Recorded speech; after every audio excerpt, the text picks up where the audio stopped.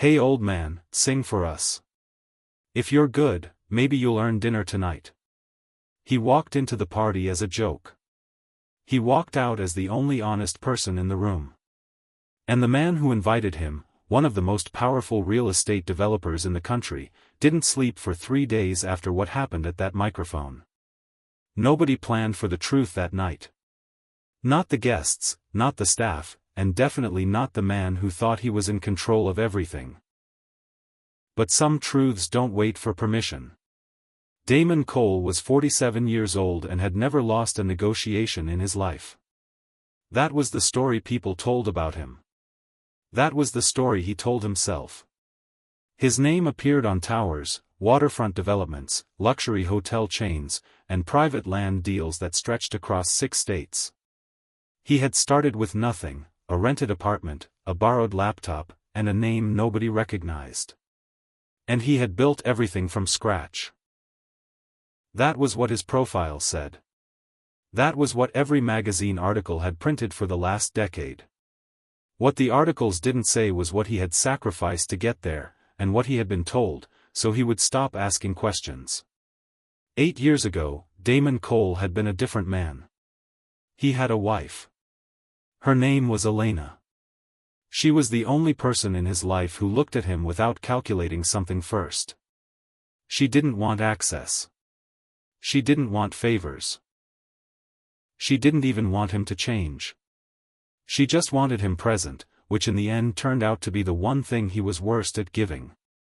Then one night, she was gone. Car accident, he was told. Wet roads, no other vehicles, no witnesses. The call came from his mother while he was in the middle of a business dinner. He remembered leaving the restaurant. He remembered standing outside in the rain. He didn't remember much after that. The funeral was closed casket. His mother, Vivian, handled everything, documents, arrangements, the burial, all of it done before Damon had even finished grieving the first week. He never questioned it. He never asked to see anything. He was too hollowed out to function, and Vivian had always been the kind of woman who managed things quietly and efficiently. So he let her manage it. And then he did what Damon Cole always did when something hurt too deep to face. He worked more deals, more buildings, more nights in conference rooms instead of bedrooms. The money grew, the name grew, and slowly, without him noticing, the grief didn't disappear. It just changed shape. It became something harder, colder, a quiet certainty that people were predictable, that emotion was a liability, and that control was the only thing worth having. He began testing people, not cruelly, but deliberately. He would put guests in uncomfortable situations at dinners just to see who lied first. He would drop false information in meetings and watch who repeated it. He found a kind of entertainment in it, a way to feel something when nothing else broke through. It became a habit. That habit is what started the night that changed everything. It was a Saturday, the kind of Saturday Damon's team spent 3 weeks preparing for. His estate sat elevated above the city, glass and stone and clean lines lit from every angle. Luxury cars filled the curved driveway. Valets moved with practiced speed. Inside, the evening was exactly what it was designed to be, controlled. Crystal overhead, soft live music, wine that cost more per bottle than most people's rent. Every guest selected, every detail arranged. Damon stood near the center of the room, drink in hand, watching. His closest friend, Marcus, leaned toward him. "You've got that look again." "What look?" "The one that means you're about to do something nobody asked you to do." Damon didn't answer. His eyes had moved toward the front gate. Just beyond the iron frame, under a dim streetlight, stood a man, old, thin. His jacket hung loose on his frame like it had been borrowed from someone larger. Gray hair, uncombed. He was holding a small cardboard sign, but he wasn't waving, wasn't calling out. He was just standing there watching the house, still, patient, like he had been waiting for a while. Marcus followed Damon's gaze. "Well, that's interesting. Damon turned his glass slowly in his fingers. Marcus smiled slowly. You thinking what I'm thinking? Say it. Bring him in. Marcus nodded toward the old man. Seat him at a table. Say nothing. Just watch what happens. A long pause. Do it, Damon said. Within minutes, 2 security staff were walking down the driveway. They spoke to the old man briefly. He listened, he nodded, he followed them without argument. They gave him a clean shirt, a jacket that didn't quite fit, shoes slightly too large, but none of it hid where he came from. That was the point. When he entered the main hall, the room didn't stop, not at first. But one by one, heads turned. Conversations lowered. A woman shifted her chair back. A man near the window frowned and looked away. Someone else caught Damon's eye as if waiting for an explanation. The old man was seated at a center table, visible from almost every angle in the room. Damon watched every reaction, every tightened jaw, every glance exchanged behind raised glasses. Marcus was barely holding back amusement. But the old man did something Damon didn't expect. He sat like he belonged there. No nervousness, no looking around, no fidgeting with the silverware or staring at the food. He simply sat, hands resting on the table, eyes calm, as if this was not the strangest place he had ever found himself. Damon noticed that. He noticed it immediately. Minutes passed. Then the evening's host stepped to the microphone to invite any guests who wished to say a few words, a routine tradition at events like this, safe and predictable. Damon paid it little attention until the old man stood up. Slowly, calmly, he pushed his chair back and walked toward the front of the room. Marcus stopped smiling. Wait. The room grew quieter, not all at once, but gradually, like something invisible had moved through it. The old man reached the microphone. He placed both hands on the podium and said nothing for several seconds. He looked at the room. He looked at the guests. He looked at Damon. And then he spoke. My name, he said, his voice carrying without effort, is Edwin Voss. Damon's expression didn't move, but something inside him did, because that name was familiar. He couldn't place it, not yet, but something about it snagged in his chest like fabric on a nail. Then the old man said his next sentence, I once lived in a house like this one. The room went still. Edwin Voss stood at the microphone with the stillness of someone who had rehearsed this moment for years and was no longer afraid of it. I once owned companies, he said, properties, contracts. I hosted rooms full of people just like this, where everyone smiled and pretended things were fine. A few guests shifted. Marcus leaned toward Damon. What is this? Damon didn't answer. He was listening. I believed something back then, Edwin continued. A pause. I believed that money showed you who people really were. His eyes moved across the room slowly, then stopped directly on Damon. I was wrong. The words landed heavier than they should have. Money doesn't reveal who people are, Edwin said quietly. It hides it. He tapped the podium once. Because when there's money, people behave. They shake your hand. They say what you want to hear. They smile at dinners like this one. Another pause. But take it away, and then you see the truth. Damon's heartbeat felt slower, heavier, because this had stopped being entertainment several sentences ago. Edwin reached into his coat pocket and pulled out the small cardboard sign he had been holding outside. He placed it face down on the podium. I stood outside your gate tonight, he said, not because I needed food. A pause. Because I needed to see what kind of man you had become. Damon's jaw tightened, almost imperceptibly. But Edwin saw it. Edwin turned the sign over. The visible side read, in rough handwriting, I'm hungry. Then he flipped it again. The backside, in smaller letters, in a steadier hand, read, I remember. The room inhaled. Damon's stomach dropped, because something about those two words felt targeted, personal, aimed directly at something he couldn't yet name. Edwin's eyes locked onto his. You don't recognize me, do you? Damon didn't answer, but inside his mind was already running, searching, pulling at threads. Edwin nodded slowly, as if he expected that. That's all right, he said. It took me a long time to find you, too. A murmur moved through the room, confusion, curiosity, something electric. 8 years ago, Edwin said, you stopped visiting a certain neighborhood. Damon's breath caught, just once, just barely. That neighborhood, Edwin said softly, the one you came from. Marcus turned sharply. What is he saying? Damon's face didn't move, but his eyes were no longer calm. There was a house there, Edwin continued. Old paint, a porch with a broken step. A wind chime that never stopped, no matter how still the air was. He let that sit. A woman lived there, and a man who used to visit her, who promised her he would always come back. The room felt like it had stopped breathing. Edwin's voice dropped. One day he didn't. The silence that followed was absolute. No movement, no whispers. Damon finally spoke, his voice low, controlled. What do you want? Edwin almost smiled, but it wasn't amusement.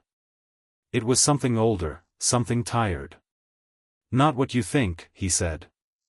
I didn't come here for money. A pause. I didn't come here for revenge. Another pause. I came here to finish a story you were never allowed to hear. Damon's chest tightened, because now there was no more pretending this was entertainment. This was something else, something he had buried. After you left, Edwin said, she didn't disappear. Damon's mind went still. She didn't die. Someone in the room gasped quietly. Marcus turned fully toward Damon. What? But Damon didn't react outwardly, because inwardly everything had just fractured. Edwin continued. She waited. Days became weeks. Weeks became months. And then his voice softened. She stopped waiting. A long pause. But she wasn't alone. The room held. She had a child. And then Edwin said the words, a boy with your eyes. Damon didn't move, not because he was calm, but because his body had forgotten what to do with what it had just heard. Marcus was saying something beside him. The room was a blur of sound, but none of it reached him, because his mind had gone somewhere else entirely, back 8 years, back to a closed casket and a rushed funeral and his mother's calm voice telling him everything had been taken care of. The way she hadn't let him see Elena one final time. The way she had moved so efficiently through his grief. Edwin's voice reached him again through the noise. You were told she died, he said. You believed it because it was easier than asking.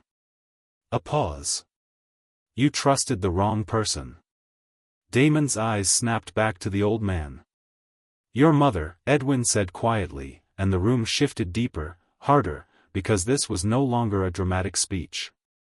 This was an accusation, specific, documented. And she told you Elena was gone. She arranged everything. The paperwork, the service, the silence. Edwin's voice remained even. What she didn't tell you was that Elena was alive. The words landed without drama, which somehow made them heavier. She was removed from your life, Edwin said, before she could tell you what she had found. Damon's voice came out low and sharp. What did she find? Edwin looked at him directly. Records. Transactions routed through companies that didn't officially exist. Properties transferred under names that led nowhere. Money that belonged to your father's original partnership, redirected quietly over years into private accounts. Damon felt his heartbeat in his palms. She came to me, Edwin said, because she didn't know who else to trust. And who are you? Damon asked, because now that question mattered more than anything. Edwin's expression shifted, just slightly. I told you. I once lived in a house like this. A pause. 8 years ago, I was your father's business partner. The second shock, bigger than the first, because Damon's father had died years before any of this, and everything connected to that era had been sealed, organized, and filed away by one person, Vivian. Your mother, Edwin continued, when your father died, she took control of everything. And when Elena found the truth, his eyes didn't leave Damon, your mother made sure she couldn't tell you. A pause. She didn't harm her. She erased her. Made you believe she was gone so you would never go looking. The room was completely frozen, and Damon's mind was running hard now, connecting things that had never connected before, the sealed casket, his mother's efficiency, the documents he had never personally verified, the way she had answered every question before he could fully form it. Where is she? He said, and this time his voice cracked open just slightly. Edwin watched him for a moment, then said simply, the same place she's been for 8 years, waiting for you to finally ask that question. Damon was already moving. The city lights blurred past him. He didn't remember leaving the room. He remembered the sound of his own breathing, and one thought, repeating, she's alive. The neighborhood grew quieter as he drove deeper into it. Narrower streets, older houses, the kind of place where time moved at a different pace, where people stayed and things were remembered. At the end of one street, he stopped. The house was smaller than he remembered. The paint was worn. The porch step was still broken. A wind chime moved faintly in the night air, and there was a light on inside. He pushed open the gate, walked to the door, knocked once, soft, uncertain. Silence, long enough to make him think he was wrong, long enough to make him consider turning back. Then footsteps, slow, approaching. The door opened, and Damon felt the ground drop beneath him, because the woman standing there was Elena, older, her face carrying years he hadn't been there for, but her eyes the same, unmistakably the same. She looked at him. Neither of them spoke. 8 years of silence stood between them. 8 years of absence, of questions, of a life that had continued without him knowing. You're alive, he said, and the words felt useless, obvious, nowhere near enough. Elena didn't smile, didn't cry. I never died, she said. 4 words, and they cut deeper than everything Edwin had said at the microphone. Damon took a step forward.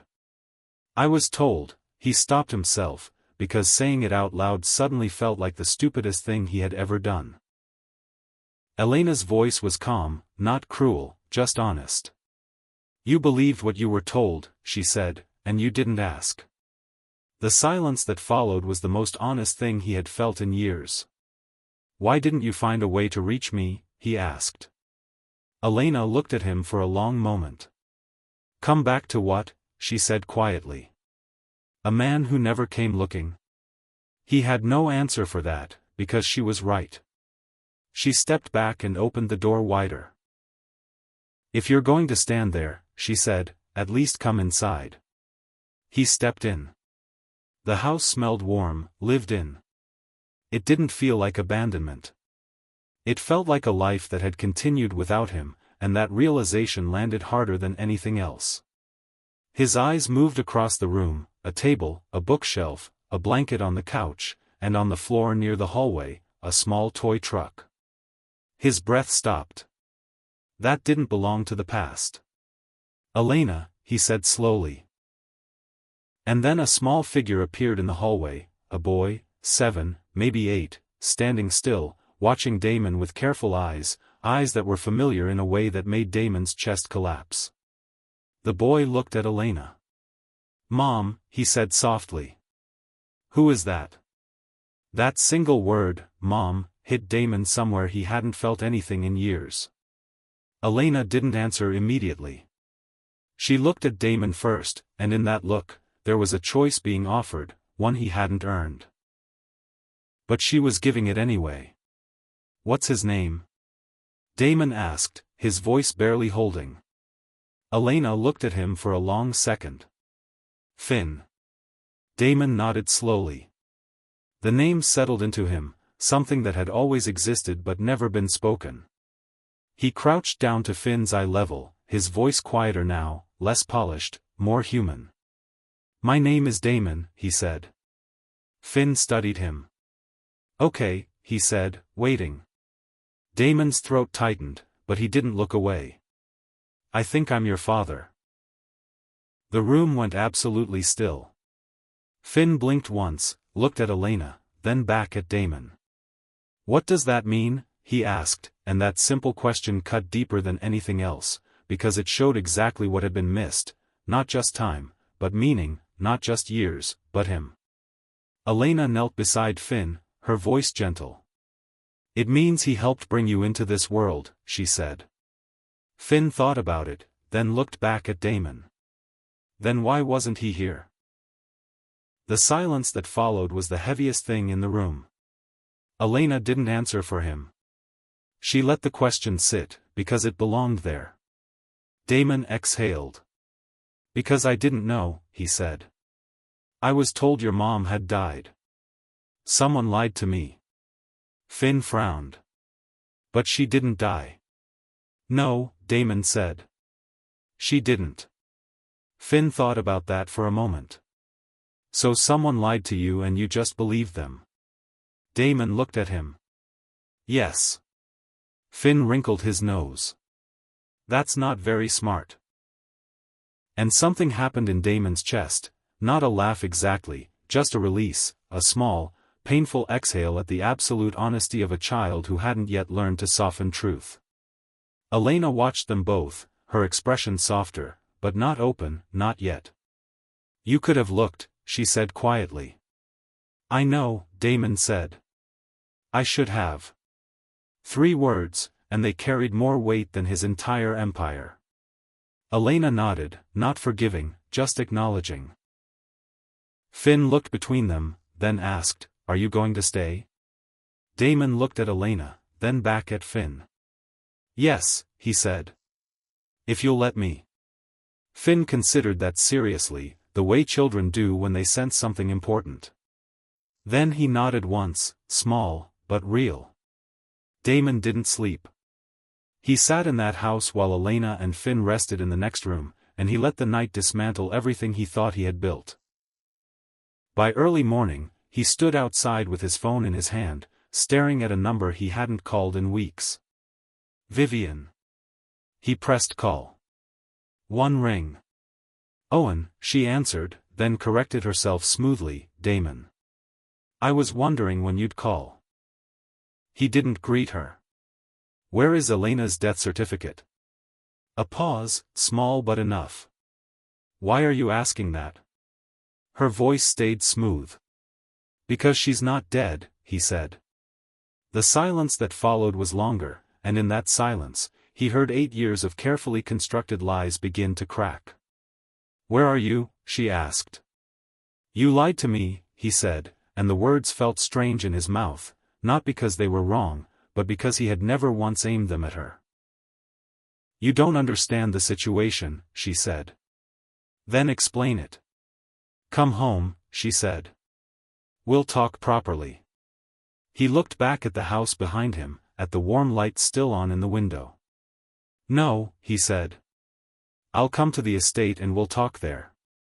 He ended the call before she could respond. The drive back to the estate was different from the night before, not chaotic, focused, like everything that had been scattered for years had suddenly aligned into a single point. When he arrived, Vivian was already waiting in the main hall, dressed, composed. She always was. She turned as he walked in, her expression carrying the particular calm of someone who had never once been caught off guard. "You shouldn't have gone there," she said. He walked toward her. "How long?" She tilted her head. "How long, what? How long have you been lying to me?" She studied his face, measuring, then exhaled. 8 years. No denial, no hesitation, just the truth, clean, direct, like admitting a business decision. And somehow that was the worst version of it. Why? He asked. Her expression shifted, not to guilt, not to regret, but to something harder, justification. Because she was going to destroy everything. Everything I built, he said. She shook her head. Everything your father built. Everything I protected. By erasing her, he said. By making me believe she was dead. She stepped forward, voice lowering. By doing what was necessary. Elena found transactions she didn't understand. Records from the early years. She was going to expose them. And when she did, you wouldn't have just lost money. You would have lost everything. Your name, your future. Damon held her gaze. So you decided for me. I protected you, she said. You controlled me, he replied, and you told yourself there was no difference. A silence, final. She gestured around the room, the mansion, the wealth, the perfection she had curated. And look where it brought you, she said. Everything you have exists because of the choices I made. Damon didn't look around, didn't acknowledge any of it. And everything I lost, he said quietly, exists because of them, too. She didn't respond, because that was the one thing she couldn't redirect. He stepped closer. You're going to sign everything over. The records, the accounts, the properties connected to what you hid. Every transfer, every shell company, every document you thought no one would ever find. Her expression hardened. And if I don't? Then I expose it all, he said. Publicly, legally. Everything, including what you did to Elena. The room went still. She looked away, just briefly, the first time he had ever seen her look away first. Then, slowly, she walked to the table, picked up a pen, and for a moment she simply held it, weighing something invisible, something that had no good outcome left.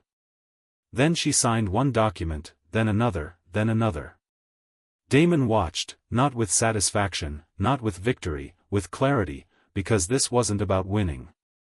It was about ending something that should have ended years ago. When she finished, she set the pen down carefully. It's done, she said. He picked up the folder, closed it, and then he walked to the door without looking back, not at the mansion, not at her, not at a single thing he was leaving behind, because for the first time in 8 years, he knew exactly where he was going. The drive back was quiet. When he stepped inside the small house, Elena was at the table. Finn was beside her, drawing something on a piece of paper, tongue pressed slightly between his teeth in concentration. They both looked up. It's over, Damon said. She signed everything. It's all being corrected. Elena held his gaze for a long moment, searching, making sure those words were real this time. Then something in her shoulders lowered just slightly, not completely, but enough to show that something had shifted. Finn looked up from his drawing. Does that mean you're staying? Damon looked at him. Yes. Finn nodded once, like that was all he needed to know, then went back to his drawing. And in that simplicity, in that small, uncomplicated nod, Damon felt something he hadn't felt since before the Empire, before the towers and the deals and the controlled rooms. He felt like a person. Elena stood and walked toward him, stopped just in front of him. This doesn't fix everything, she said. I know, he said. It's going to take time. I know. A pause. Then she nodded, not forgiveness, not yet, just a door opened the smallest amount. And for now, that was enough. Damon looked down at Finn, at the drawing taking shape on the paper, a house, a car, 3 stick figures standing outside. He didn't ask whose idea it was. He already knew. And in that small, quiet room, far from the mansion, far from the estate, far from everything he had spent 8 years building, something that had been broken for a long time finally, slowly, began to come back together. The man who walked into that party as a joke turned out to be the only person in the room brave enough to tell the truth. And the man who invited him in as entertainment walked out of his own life and into the one he should have been living all along.